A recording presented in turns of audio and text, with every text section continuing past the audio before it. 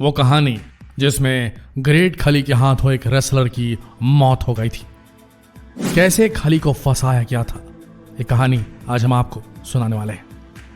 Undertaker, John Cena, the rock, ये कुछ ऐसे नाम हैं जिन्हें रेसलिंग का शौक रखने वाले अच्छी तरीके से जानते हैं। लेकिन एक ऐसा भी समय था जब लोग ये सुनकर हंसते थे कि भारत का कोई पहलवान WWE में जाकर रेसलिंग करेगा, क्योंकि रेसलिंग की दुनिया में भारत का एक भी प्रतिभागी नहीं पहुंचा था। कभी भी कोई भी भारतीय WWE तक नहीं पहुंचा था। लेकिन फिर एक ऐसा शख्स सामने आया जिसने रेसलिंग की दुनिया में भारत को एक नई पहचान दिलाई। WWE का टाइटल जीता, ख्याति इतनी फैली कि दिलीप सिंह राणा से वो बन गया द ग्रेट खली। खुद बड़े बड़े प्रोडक्शन हाउसेस की हॉलीवुड फिल्में उनके कदमों पर आ गिरी। 4 हॉलीवुड फिल्में, 2 बॉलीवुड फिल्में। वही द ग्रेट खली, दिलीप सिंह राणा, जिन्होंने भारत को रेसलिंग की दुनिया में एक नई पहचान दिलाई। लेकिन दिलीप सिंह राणा से द ग्रेट खली बनने का इनका सफर इतना आसान नहीं था।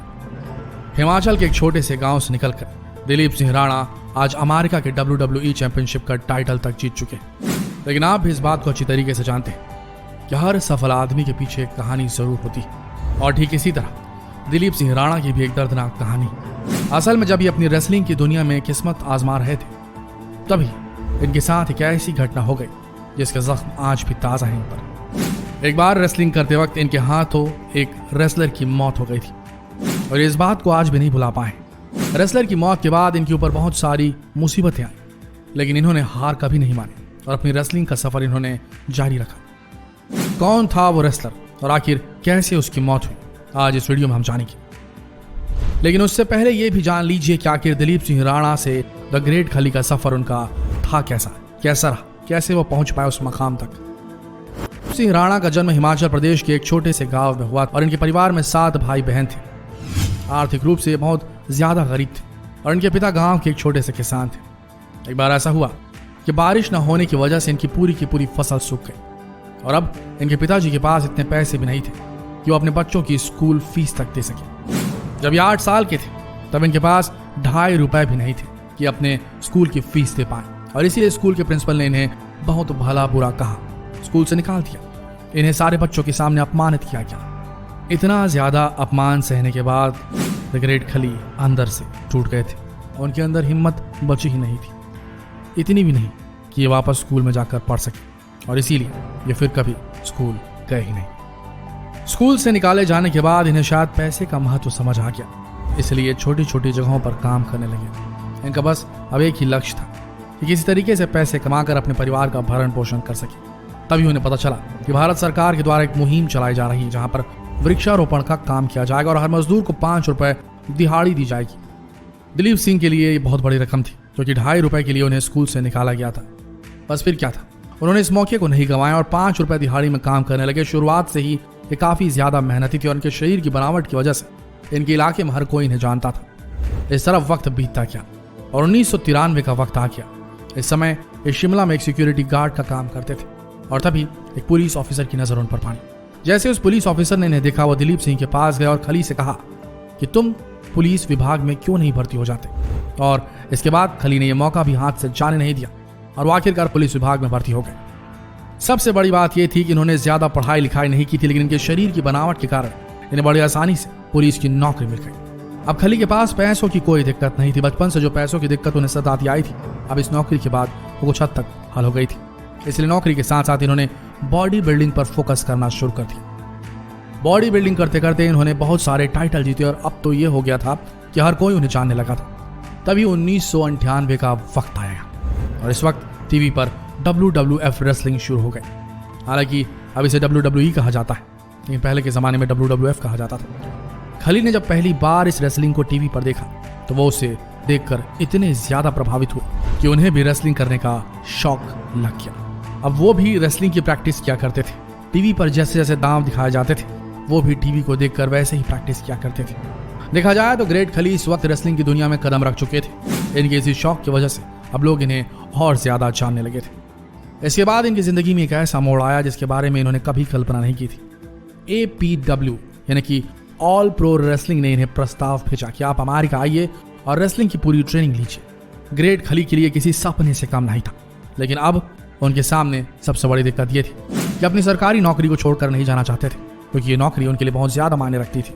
लेकिन फिर भी अपने सपनों को पूरा करने के लिए बहुत ज्यादा सोच विचार करने के बाद खली अमेरिका चले गए। अमेरिका पहुंचकर उन्हें ऐसा लगा कि शायद उन्होंने कोई गलती कर दी है, क्योंकि उन्हें रहने के लिए सिर्फ 6 फीट का एक कमरा दिया गया था, जहां पर वो बड़ी मुश्किल से रह पाते थे। दूसरी सबसे बड़ी समस्या ये थी कि उन्हें अंग्रेजी बिल्कुल भी नहीं आती थी, और इसीलिए वो अपनी बात को वहां के लोगों को ठीक तरीके से समझा नहीं पाते थे। लेकिन जैसे तैसे खली मैनेज करते रहे और रेसलिंग की ट्रेनिंग लेते रहे, और आखिरकार वो वक्त आ ही गया जिसके लिए खली बेसब्री से इंतजार कर रहे थे। सन 2000 में APW के द्वारा खली को पहली बार रेसलिंग मैच खिलाया गया। इस मैच के बाद उनका नाम द जायंट सिंह पड़ गया, और उन्होंने इतनी अच्छी तरीके से मैच खेला कि उन्हें WCW में भी शामिल कर दिया गया। WCW असल में उस वक्त की बहुत बड़ी रेसलिंग कंपनी थी, और यहां तक पहुंचना हर एक रेसलर का सपना था। लेकिन बहुत जल्दी खली का यह सपना भी टूट गया। सन 2001 की बात है। ऑल प्रो रेसलिंग की एक ट्रेनिंग के दौरान खली ब्रायन ऑंग के साथ रेसलिंग कर रहे थे, और इसी बीच मैच के दौरान उन्होंने ब्रायन को रिंग में 2 बार घुमाया, और फिर उस रेसलर के साथ उन्होंने बैक सुप्लेक्स नाम का एक दांव खेला, जिसकी वजह से उसका सर मैट से टकरा गया और ब्रायन वहीं गिरकर बेहोश हो गया। बेहोश होने के बाद उसे तत्काल अस्पताल ले जाया गया, जहां पर उसे मृत घोषित कर दिया गया। देखा जाए तो रेसलिंग में इस तरह के जो भी मैच होते हैं उनकी प्रैक्टिस पहले से ही कर ली जाती है, लेकिन फिर भी कई बार रेसलर को बहुत सारी चोटें आ जाती है, और ऐसा इस प्रकार के मैचेस में होता ही रहता है। लेकिन यह मैच ग्रेट खली के लिए कुछ अलग था, क्योंकि ऐसा पहली बार था कि उनके हाथों किसी की मृत्यु हो गई थी। ब्रायन की मौत के बाद रेसलिंग की दुनिया में खली का नाम बहुत तेजी से नीचे आने लगा। हर कोई खली को अब कातिल समझने लगा। बड़े बड़े रेसलर्स इनसे अब दूर भागने लगे थे, कोई भी इनके साथ मैच नहीं खेलना चाहता था। लेकिन इसी बीच खली को मैक्सिको और जापान में रेसलिंग करने का मौका मिलते रहा, और उन्होंने अपनी रेसलिंग की जर्नी बंद नहीं की।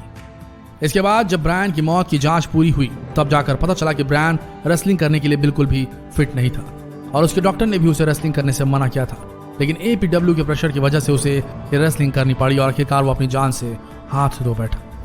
साबित हो चुका था कि खली बेगुनाह है, लेकिन ब्रायन के परिवार वालों ने APW के ऊपर मुकदमा दायर कर दिया। उन्होंने अपनी रिपोर्ट में कहा कि जब ब्रायन रेसलिंग के लिए फिट नहीं था, तो फिर उसे रेसलिंग करने के लिए प्रेशराइज क्यों किया गया। इसके लिए कोर्ट ने APW के ऊपर $1.3 मिलियन का हर्जाना भी लगाया। इसके बाद वो वक्त आ गया जिसके लिए खली बरसों से इंतजार कर रहे थे। आखिरकार WWE ने द ग्रेट खली को साइन कर लिया, और इसके बाद खली WWE के लिए मैच खेलने लगे।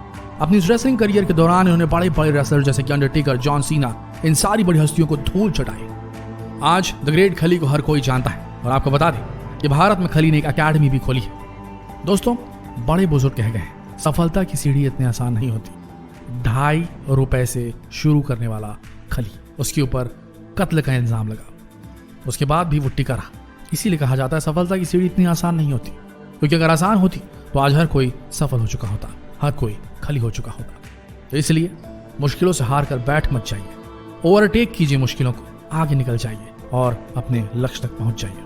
मुश्किलों को देखते रहेंगे, उनके लिए रुके रहेंगे, उन्हें बार बार जगह देते रहेंगे, वो आपको कभी आगे नहीं बढ़ने देंगे। ओवरटेक कीजिए अपनी मुश्किलों को, आगे बढ़िए अपने लक्ष्य की तरफ और उन्हें अचीव कीजिए। जितना हो सके इस वीडियो संदेश को फैलाएं देश भर में, फेसबुक पर, व्हाट्सएप और यूट्यूब पर, ताकि लोग मोटिवेट हो सके। मिलते हैं अगले वीडियो में, तब तक के लिए इस वीडियो के अंत तक बने रहने के लिए आप सबका दिल से धन्यवाद।